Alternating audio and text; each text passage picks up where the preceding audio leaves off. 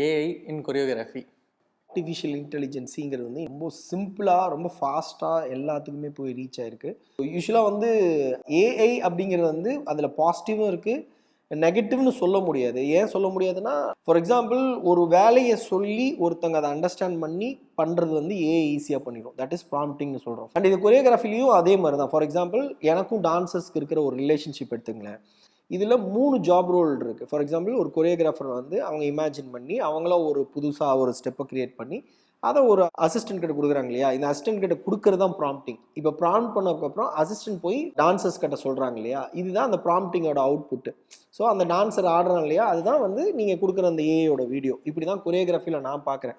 இன்னைக்கு creativity and imagination power யாருக்கெல்லாம் ஜாஸ்தியாக இருக்கோ அவங்களுக்கெல்லாம் அந்த ஏஐயோட ப்ராப்ளம்ஸ் வந்து இருக்காது அப்படின்னு தோணுது. மேஜராக இதில் யார் பை பண்ணுவோம் அப்படின்னா, நான் சொன்ன வேலையை மட்டும் செய்கிறேன் அப்படின்றவங்க கொஞ்சம் யோசிக்கலாம். இல்லை நான் புதுசாக க்ரியேட்டிவாக யோசிக்கிறேன், என்னால் புது விஷயங்களை பண்ண முடியும் அப்படிங்கிறது வந்து கண்டிப்பாக இது வந்து ஒரு சேலஞ்சிங்காக இருக்கும். அவங்க அதை கூட ஃபைட் பண்ணி புது விஷயங்களை பண்ணிட்டு தான் இருப்பாங்க.